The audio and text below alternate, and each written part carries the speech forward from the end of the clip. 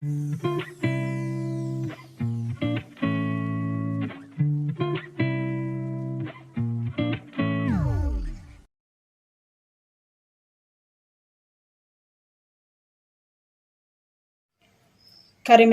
ಜೀರಿಗೆ, ಹಸಿಮೆಣಸಿನ್ಕಾಯಿ ಫ್ರೈಗೆ ಬೇಕಾಗಿರುವ ಪದಾರ್ಥಗಳು. ನಾನೊಂದು ಸ್ವಲ್ಪ ಹಸಿಮೆಣಸಿನ್ಕಾಯಿ ತೊಗೊಂಡಿದ್ದೀನಿ. ಹಸಿಮೆಣಸಿನ್ಕಾಯಿನ ಕ್ಲೀನಾಗಿ ತೊಳೆದು ಈ ಥರ ಕಟ್ ಮಾಡಿ ಇಟ್ಕೊಂಡಿದ್ದೀನಿ.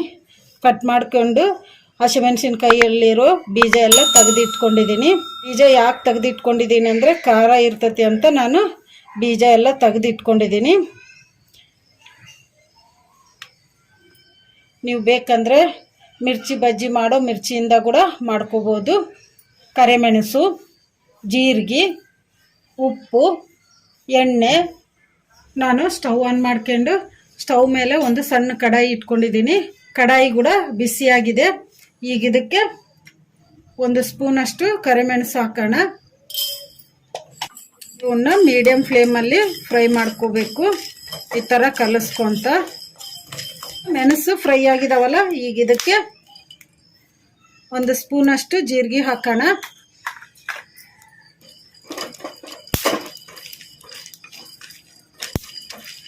ಚೆನ್ನಾಗಿ ಘಮ ಘಮ ಅನ್ನೋ ಥರ ಫ್ರೈ ಮಾಡ್ಕೋಬೇಕು ಮೆಣಸು ಜೀರಿಗೆನ.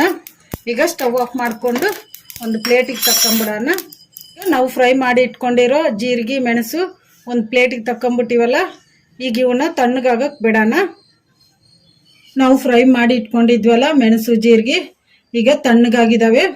ಈಗ ಇವನ್ನ ಮಿಕ್ಸಿ ಮಾಡ್ಕೊಂಬಿಡೋಣ. ನಾನು ಒಂದು ಮಿಕ್ಸಿ ಜಾರ್ ತೊಗೊಂಡಿನಿ. ಮಿಕ್ಸಿ ಜಾರಿಗೆ ನಾವು ಫ್ರೈ ಮಾಡಿ ಇಟ್ಕೊಂಡಿದ್ವಲ್ಲ ಜೀರಿಗೆ ಮೆಣಸು, ಈಗ ಇವನ್ನ ಮಿಕ್ಸಿ ಜಾರಿಗೆ ಹಾಕ್ಕೊಂಬಿಡೋಣ. ಮಿಕ್ಸಿ ಮಾಡ್ಕೊಂಬಿಡೋಣ.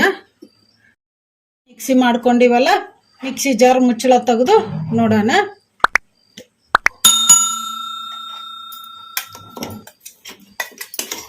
ಈ ಥರ ಮೆತ್ತಗೆ ಪೌಡ್ರ್ ಥರ ಮಾಡ್ಕೋಬೇಕು. ನಾನು ಸ್ಟವ್ ಆನ್ ಮಾಡ್ಕೊಂಡು ಸ್ಟವ್ ಮೇಲೆ ಒಂದು ಕಡಾಯಿ ಇಟ್ಕೊಂಡಿದ್ದೀನಿ. ಕಡಾಯಿಗೆ 3 ಸ್ಪೂನಷ್ಟು ಎಣ್ಣೆ ಹಾಕಿಟ್ಟಿದ್ದೀನಿ. ಈಗ ಎಣ್ಣೆ ಕೂಡ ಬಿಸಿ ಆಗಿದೆ. ಈಗ ಇದಕ್ಕೆ ನಾವು ರೆಡಿ ಮಾಡಿ ಇಟ್ಕೊಂಡಿದ್ವಲ್ಲ ಹಸಿಮೆಣಸಿನ್ಕಾಯಿ, ಇವನ್ನ ಎಣ್ಣೆಗೆ ಹಾಕಿ ಫ್ರೈ ಮಾಡ್ಕೊಂಬಿಡೋಣ.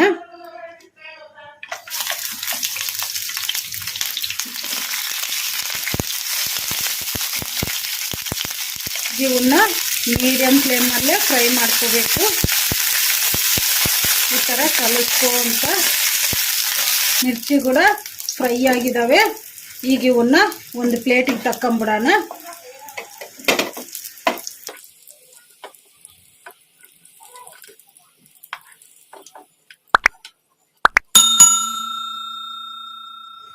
ಈಗ ಫ್ರೈ ಮಾಡಿ ಇಟ್ಕೊಂಡಿರೋ ಮಿರ್ಚಿಗೆ ನಾವು ಮಿಕ್ಸಿ ಮಾಡಿ ಇಟ್ಕೊಂಡಿದ್ವಲ್ಲ ಜೀರಿಗೆ ಮೆಣಸಿನ ಪುಡಿ, ಈಗ ಮಿರ್ಚಿಗೆ ಹಾಕಿ ಕಲಿಸ್ಕೊಂಬಿಡೋಣ.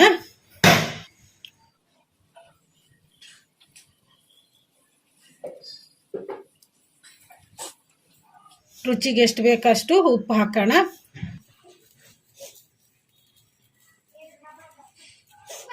ಕಲಿಸ್ಕೊಂಬಿಡೋಣ. ಈ ಥರ ಚೆನ್ನಾಗಿ ಕಲಿಸ್ಕೋಬೇಕು.